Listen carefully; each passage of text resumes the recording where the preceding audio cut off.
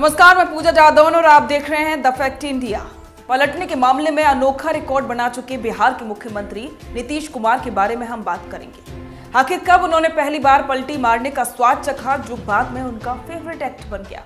अब उस समय की बात को आगे बढ़ाते हैं जो हमने आपसे शुरू में कही। 90 के दशक में लालू यादव बिहार की राजनीति के बेताज बादशाह थे। सूबे की सियासत में उनके नाम का सिक्का चलता था, तो इसकी एक वजह नीतीश कुमार की थी।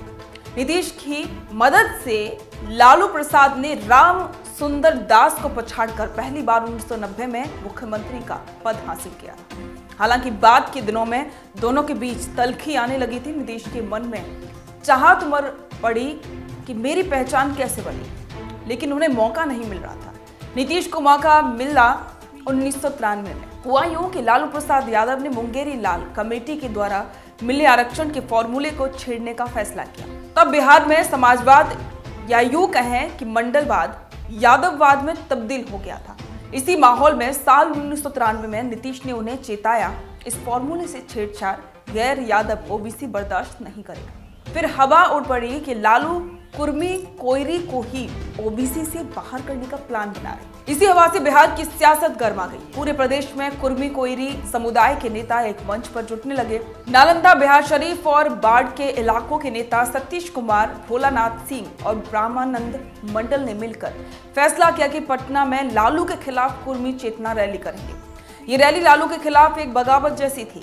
नीतीश को इसका निमंत्रण मिला, लेकिन उन्होंने हामी नहीं भरी।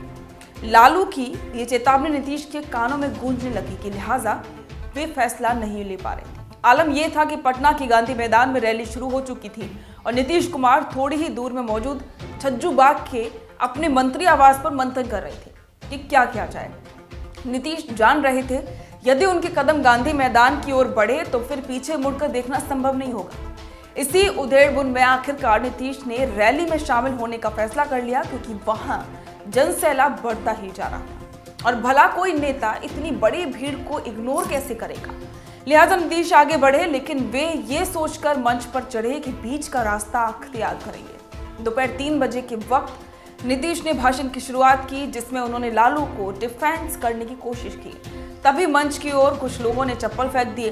तब वहां मौजूद नेताओं ने नीतीश को समझाया कि बात साफ साफ रहनी चाहिए। दूर दूर से आए लोग टामनटोल बर्दाश्त नहीं करेंगे।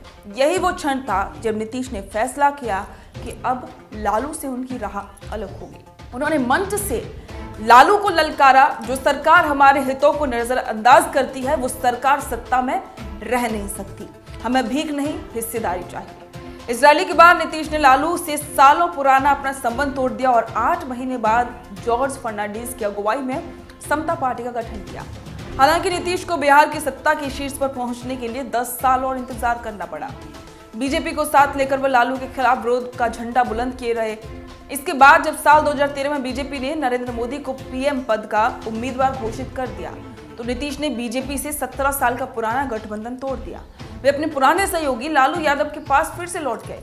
ये वक्त था साल 2015 का। हालांकि ये सियासी दोस्ती भी महज 20 महीने तक ही चली और साल 2017 में नीतीश कुमार ने फिर से पलटी मारी और बीजेपी के खेमे में चले गए। लेकिन ये भी ज्यादा वक्त तक नहीं चला। साल 2022 में नीतीश ने फिर पलटी मारी और आरजेडी के साथ मिलकर महागठबंधन बना लिया। अब एक बार फिर से माहौल ऐसा बन रहा है कि इंजीनियरिंग के स्टूडेंट रहे नीतीश कुमार बीजेपी के साथ आने के लिए, पलटी मारने के लिए पूरी तरह से तैयार है। ताज़ा खबरों के लिए विजिट करें द फैक्ट इंडिया की वेबसाइट और डाउनलोड करें द फैक्ट इंडिया ऐप।